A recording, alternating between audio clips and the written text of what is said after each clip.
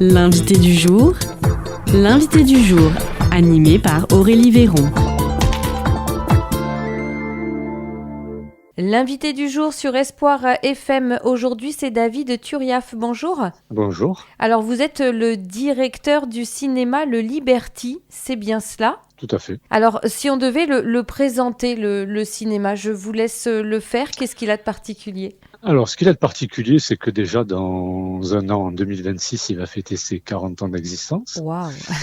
Ouais, c'est pas mal. Oui. Il est associatif, donc c'est géré par une association, l'association Cinéma Liberty. C'est un bâtiment intercommunal qui appartient à la communauté de communes Fumel-Vallée du Lot et qui délègue sa gestion et son administration à une association. Il y a 3 salariés, dont moi-même. Il y a une quinzaine, voire une vingtaine de bénévoles actifs, donc regroupés au sein d'un bureau, d'un conseil d'administration, et on a à peu près 600 adhérents à l'association. Voilà. Après, c'est un cinéma de proximité. Donc, quand on dit cinéma de proximité, bon, mais voilà, ça veut dire ce que ça veut dire. Et en fait, c'est un établissement à la fois commercial et culturel. Donc, sur un territoire, aujourd'hui, le Liberty, je pense qu'il est reconnu sur le territoire du Film-les-Lois comme un acteur culturel à part entière. Et on s'efforce de travailler à la fois l'éducation à l'image, parce qu'on a beaucoup de séances en lien avec des écoles, des centres de loisirs, des ateliers, des dispositifs d'éducation, et ensuite une animation culturelle du territoire avec des rencontres professionnelles, des cinéastes, des associations partenaires, des choses comme ça, tout ce qui fait vivre un territoire. On le voit aussi, c'est peut-être un peu le moment agréable aussi, c'est que on le sait, le cinéma, les cinémas ont connu des périodes assez difficiles, notamment avec le Covid, et depuis, eh bien, on a l'impression que les grands cinémas commerciaux, ceux où on voit les grands films, les films les plus connus d'Hollywood et tout ça, on voit qu'aujourd'hui ils ont l'air de copier un peu plus le modèle des cinémas de proximité qui n'offrent pas que la projection de films, mais qu'il y a aussi tout un programme culturel travaillé, recherché avec des intervenants, etc. Vous le sentez qu'il y a un changement justement dans les cinémas et que les cinémas de proximité sont un petit peu un exemple pour les autres.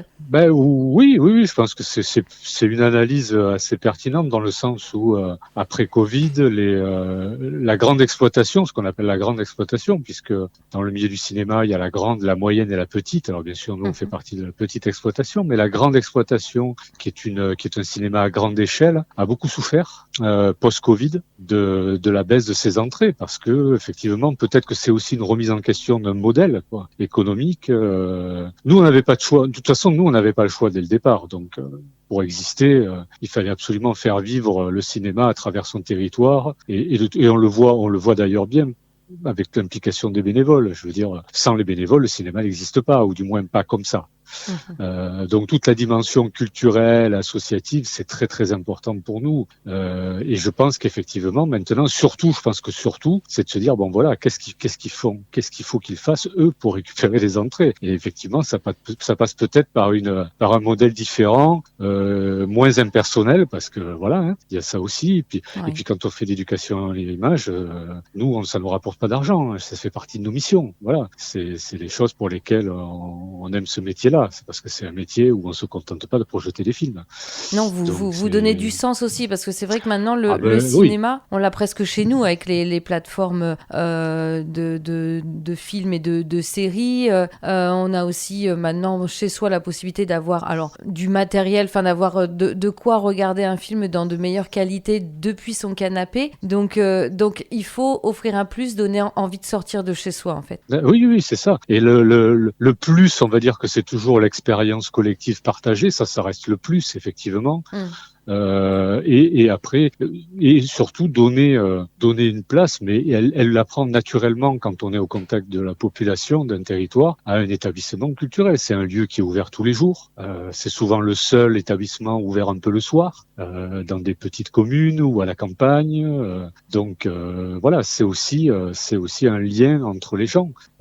C'est un espace où on peut discuter, échanger, voilà, s'éveiller au monde. C'est important parce que chez soi, ça on peut le faire, mais on le fait le manuel individuel. Et c'est pas pareil. La dimension collective est très très importante. Tant qu'on aura ça, de toute façon, tout ce qui est spectacle vivant, cinéma et autres manifestations où les gens se réunissent, c'est une forme de résistance. Enfin, je sais même pas si c'est une forme de résistance, parce que peut-être à l'époque, j'en sais rien. Et justement, David Turiaf, est-ce que en 40 ans, le Liberty est toujours le même ou est-ce qu'il a grandi, est-ce qu'il a évolué? Alors, là, je peux en parler pas forcément pour 40 ans, parce que malheureusement, je n'étais pas au tout début, mais j'y suis quand même depuis assez longtemps pour avoir vu une évolution, oui. Alors, à la fois une évolution technique, bien entendu, après une évolution dans nos pratiques, dans nos moyens aussi de s'adresser aux spectateurs, dans ce qu'il est, dans la forme éditoriale, hein, bien sûr, ça évolue aussi. Et puis, on voit que les spectateurs évoluent aussi,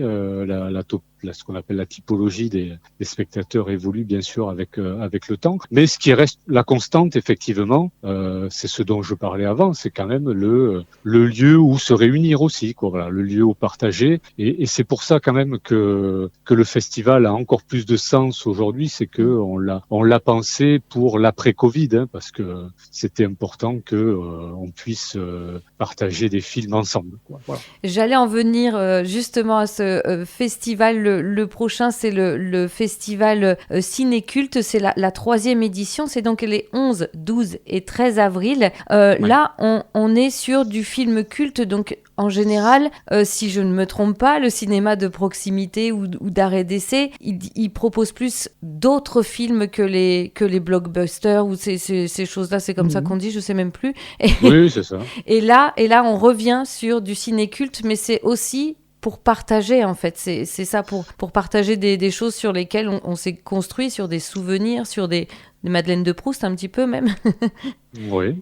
Oui, c'est complètement ça. L'idée, c'était de pouvoir se réunir dans une salle de cinéma et partager sur grand écran. C'est un partage intergénérationnel, en quelque sorte. L'idée, c'était de pouvoir amener, voir éventuellement avec ses enfants, ses petits-enfants ou les amis, des films qu'on a vus. Mais la plupart du temps, certains ne les ont jamais vus au cinéma. On les a découverts en VHS, en DVD, à la télé, à une époque. Voilà, et on les a aimés. Et beaucoup, effectivement, nous disent qu'ils l'ont ils l'ont vu, alors ils les ont vus au moment de leur sortie, ce qui date maintenant pour certains d'il y a un petit moment, soit qu'effectivement ils ne l'avaient jamais vu sur grand écran. Et aujourd'hui, il y a une politique en France quand même, qui est une politique éditoriale de restauration et de ressortie de certains classiques, de certains films, qui fait qu'on peut voir les films dans des conditions extraordinaires, quoi. Je pense à la copie par exemple d'Elephant Man qu'on va passer de David Lynch là, qui est une copie fabuleuse, quoi. Voilà, c'est vrai, d'accord. Il y a un travail de restauration fou qui est fait en France par certains éditeurs, et là qu'on peut mettre en valeur aussi à travers 3 jours, où la plupart des films qu'on représente, c'est des anniversaires de sortie, un film qui a 20 ans, voilà, qui a été restauré pour l'occasion, enfin plein de choses comme ça. C'est à la fois des opportunités liées au métier du cinéma, à la technique, et puis après des envies que nous on a des envies qu'on a envie de partager avec le public, quoi. Et c'est vrai que ça peut être une nouvelle découverte de revoir un film qu'on a vu il y a 20 ans à la télé, ou est là, voilà, de s'installer au cinéma, de profiter du son aussi, parce que voilà, le cinéma c'est des images, mais c'est aussi un son magnifique. Donc qu'est-ce que l'on va voir alors du coup cette année dans ces films cultes au cinéma le Liberty? Alors cette année, il y a des thématiques. On a toujours des fils rouges. Alors le premier, c'est la soirée cinéaste culte, puisque la première fois nous avions fait John Carpenter, la deuxième Paul Verhoeven, et là on est parti sur Joe Dante. Alors Joe Dante, c'est un cinéaste américain un petit peu marginal, un petit peu comme les 2 précédentes d'ailleurs que j'ai citées. C'est l'auteur de Gremlins, qui est un film très très emblématique des années 80, quoi. Voilà, donc là on va faire une soirée autour de Gremlins avec aussi L'Aventure intérieure, qui est un autre de ces très beaux projets, et un autre film Panique sur Florida Beach, qui est là un film un peu plus confidentiel, mais vraiment fait par un amoureux du cinéma sur le cinéma. Voilà, c'est l'occasion de découvrir un auteur, là de voir des films par exemple en VOST aussi, parce qu'il y aura pas mal de versions originales sous-titrées. Alors moi par exemple, j'ai toujours vu Gremlins en VF. Bon, oui. Mais peut-être pour celui qui connaît Gremlins en VF, qui l'a vu et revu, c'est peut-être l'occasion de le découvrir autrement, là aussi par la VO. Donc on a un festival où il y a de la VO, de la VF, ça dépend à qui on s'adresse. Et là on accueillera un écrivain, un professeur, enfin il est professeur de cinéma, mais écrivain aussi, qui s'appelle Franck Lafont et qui a écrit, à mon avis, enfin du moins à ma connaissance, le seul ouvrage disponible sur ce cinéaste en France. Donc il viendra nous en parler, discuter, faire des avant-propos sur le film qu'on va voir, et puis après échanger avec la salle, donner des informations sur Joe Dante, qui est un grand cinéphile, qui a fait partie de la galaxie Roger Corman au tout début, et ensuite qui a côtoyé Steven Spielberg, Chris Columbus, voilà tous les gens, George Lucas, qui étaient des gens emblématiques d'une génération aussi d'un certain cinéma des années 80-90 là.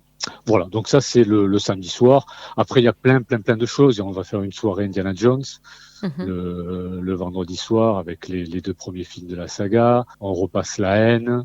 On fait une soirée film de banlieue avec le pavillon 108, avec un concert de rap au village, juste à côté. Ensuite, on repasse Le Grand Bleu le samedi après-midi dans la version longue. Le soir, on a une soirée Francis Weber avec La Chèvre et le dîner de con.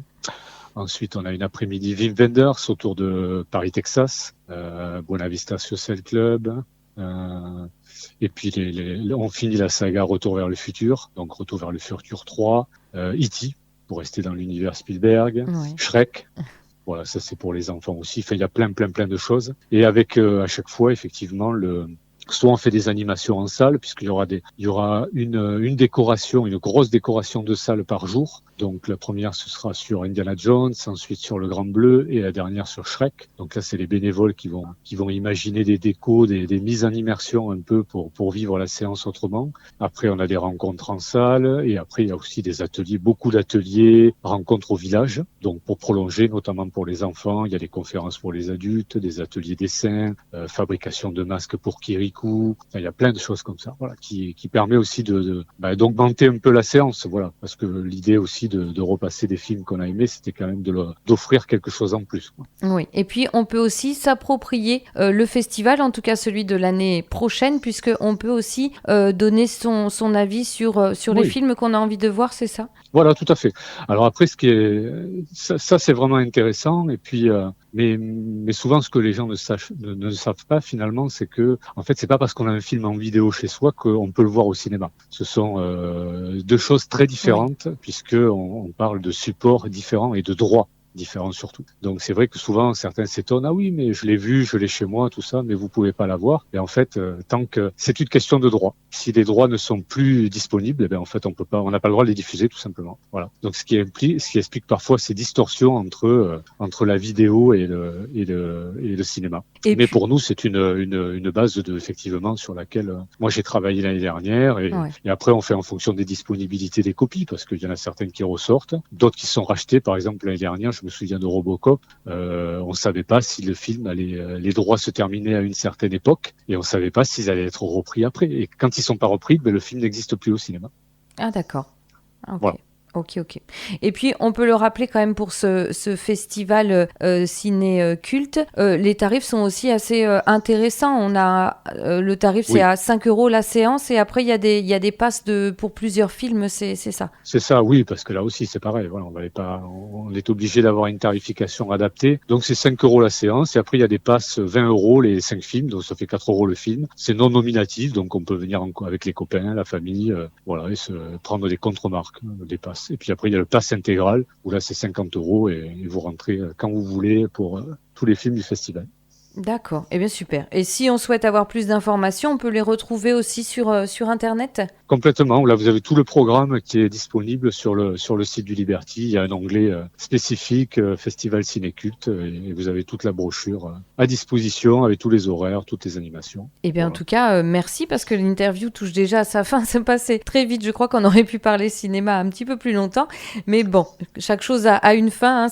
On n'a pas le choix. En tout cas, merci beaucoup, David Turiaf, de nous avoir tenu informés sur ce prochain festival. Donc, on le rappelle à nos auditeurs, le Festival Ciné-Culte, la 3e édition, c'est le 11, 12 et 13 avril 2025, bien entendu. C'est au cinéma Le Liberty à Mont-Sampron-Libos. Et puis, pour en savoir plus, eh bien, il y a le site internet ciné-liberty.fr. Vous retrouverez toutes les informations. Merci, David Turiaf. Avec grand plaisir. Merci à vous. Au revoir. C'était l'invité du jour, animé par Aurélie Véron.